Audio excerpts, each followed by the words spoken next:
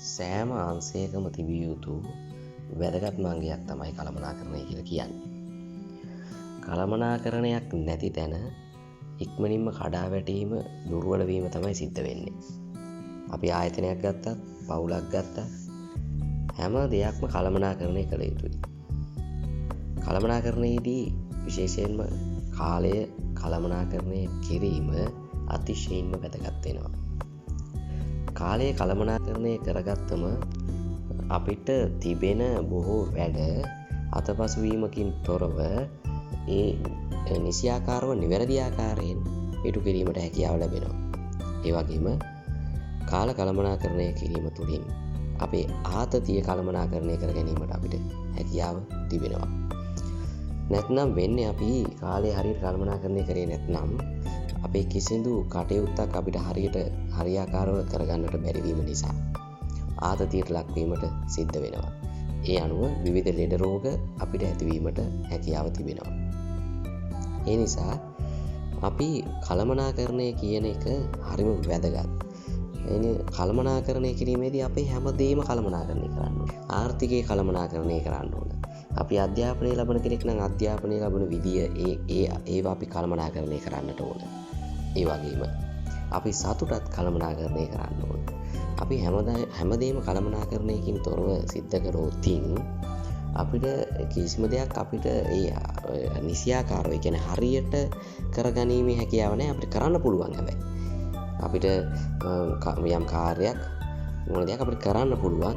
හැබැයි එය සාර්ථකත්වයට යනවද නැද්ද කියන එක තීරණය වෙන්නේ අපේ කළමනාකරණය කියන එක කොයි ආකාරයට සිද්ධ වෙනවද කියන එක තුල. අපි සතුටත් කළමනාකරණය කරන්නට ඕන. අපි හැමතිස්සෙම සතුටු වීම කියන කාරණය ඇතුලේ කොටු වෙලා අපි නිතරම සතුටින් ඉන්නට බලනවා නම් නිතරම අපි සාමාන්‍ය විවහාරය කියන වචනෙන් කියනවා නම් අපි ෆන් එකේ ඉන්න බලනවා හැම වෙලේම. අපිට හැම වෙලේම අපි සින්දුවක් කියකින් ඉන්න බලනවා. හැම වෙලේම අපි ඉඩයක් ලැබුණු ගමන් අපි නටන්න උත්සාහ කරනවා.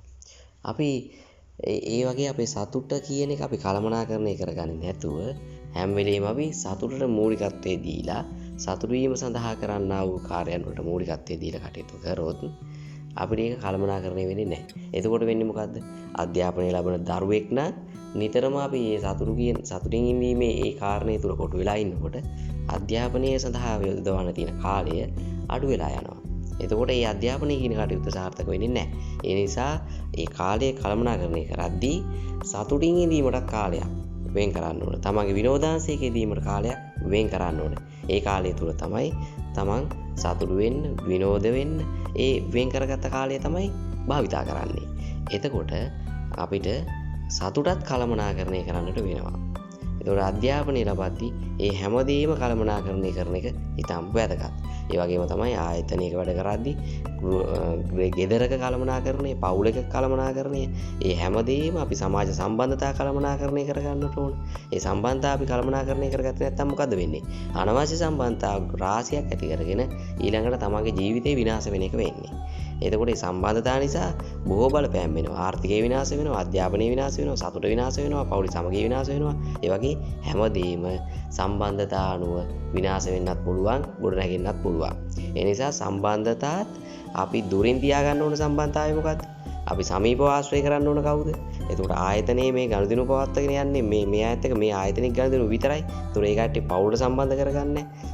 ඒ නිසා මේ සම්බන්ධතා, සමාජ සම්බන්ධතාවල ඉඳලා හැමදේම කළමනාකරණය තුල තමයි රැඳිලා තියෙන්නේ. ඒ සාර්ථකත්වය රැඳිලා තියෙන කළමනාකරණය තුල. එහෙනම් අධ්‍යාපනය ලබන ළමයෙක් වුවේද, ආයතනයක වැඩ කරන සේවකයෙක් වුණත්, නිලධාරියෙක් වුණත්, මානව සම්පත, සමාජ සම්බන්ධතා, කාලය, සතුට හැමදේම ආර්ථිකයේ ඉඳලා හැමදේම කළමනාකරණය කරන්නට ඉගෙන ගන්න ඕන. ඒ තරම්ම වැදගත් මේ කළමනාකරණය කියන එක.